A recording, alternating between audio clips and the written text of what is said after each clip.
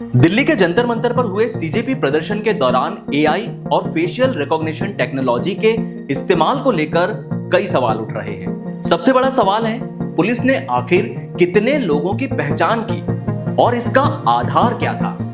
Delhi police ने supreme court को बताया है कि प्रदर्शन के दौरान फेशियल रिकॉग्निशन टेक्नोलॉजी की मदद से 2873 लोगों की पहचान की गई। इन लोगों के चेहरे पुलिस के पहले से मौजूद रिकॉर्ड से मैच हुए थे। दिल्ली पुलिस ने बताया कि इनमें से 2402 लोगों की पहचान क्राइम कुंडली डेटाबेस और 471 लोगों की पहचान डॉसियर रिकॉर्ड्स के जरिए हुई।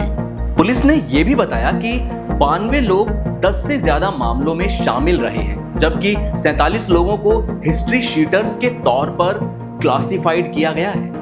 पुलिस का कहना है कि इन रिकॉर्ड्स में हत्या की कोशिश, डकैती, बलात्कार, पॉक्सो एक्ट, महिलाओं के खिलाफ अपराध, अपहरण, आर्म्स एक्ट और एनडीपीएस एक्ट से जुड़े मामले शामिल थे। लेकिन यहाँ एक जरूरी बात बता दें, इन 2873 लोगों की पहचान होने का मतलब ये नहीं है कि उन्होंने सीजेपी प्रदर्शन के दौरान कोई अपराध किया था या फिर वे किसी अपराध के दोषी थे।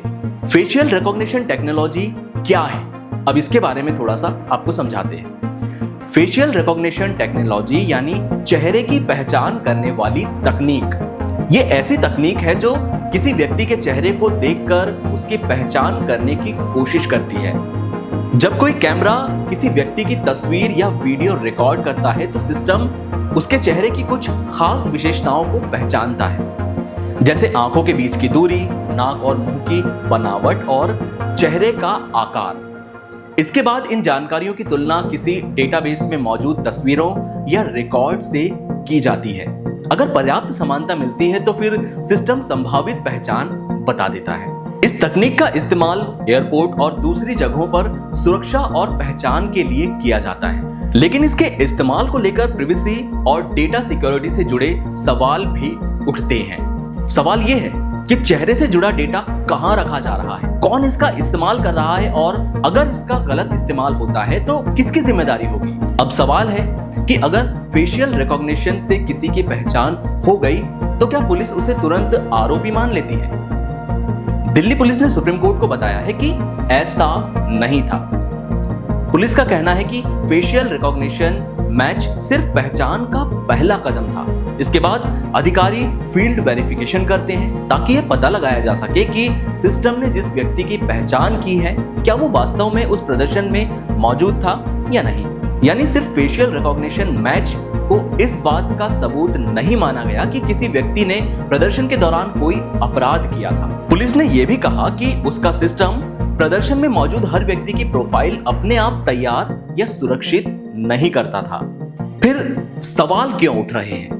क्योंकि प्रदर्शन स्थलों पर फेशियल रिकॉग्निशन और दूसरी बायोमेट्रिक सर्विलांस तकनीकों के इस्तेमाल को लेकर मामला अब सुप्रीम कोर्ट के सामने पहुंच गया है। 13 अगस्त को कोर्ट ने सीपीआई के राज्यसभा सांसद ए रहीम की उस याचिका पर सुनवाई के लिए सहमति दी जिसमें प्रदर्शन स्थलों पर फेशियल रिकॉग्निशन टेक्नोलॉजी के इस्तेमाल को चुनौती दी गई है। याचिका में प्रिवेसी, सर्विलांस और लोगों की बायोमेट्रिक इंफॉर्मेशन को इकट्ठा करने और इस्तेमाल करने के कानूनी आधार पर सवाल उठाए गए हैं। इसके अलावा प्राइवेट टेक्नोलॉजी प्रोवाइडर्स की भूमिका और इस डेटा को कितने समय तक सुरक्षित रखा जाता है, इसे लेकर भी सवाल उठाए गए हैं। हालांकि अभी सुप्रीम कोर्ट ने यह फैसला नहीं दिया है कि दिल्ली पुलिस द्वारा फेशियल रिकॉग्निशन टेक्नोलॉजी का इस्तेमाल गैर कानूनी था।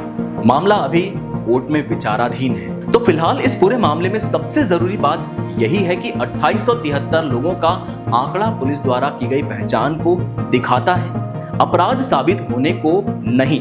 इन लोगों के चेहरे पुलिस के पुराने रिकॉर्ड से मैच हुए थे, लेकिन इससे अपने आप ये साबित नहीं होता कि वे सीजेपी प्रदर्शन के दौरान किसी अपराध में शामिल थे। अब इस तकनीक के इस्तेमाल, प्रिवेसी और लोगों के बायोमेट्रिक डेटा की सुरक्षा को लेकर उठ रहे सवालों पर सुप्रीम कोर्ट का फैसला काफी महत्वपूर्ण होगा। आपको ये वीडियो कैसा लगा हमें कमेंट करके जरूर बताइए। ऐसे ही और भी इंफॉर्मेटिव वीडियो आप चाहते हैं हमसे तो वो भी कमेंट में जरूर बताइए। वीडियो पसंद आया लाइक कीजिए, शेयर कीजिए, चैनल को सब्सक्राइब कीजिए। Thank you.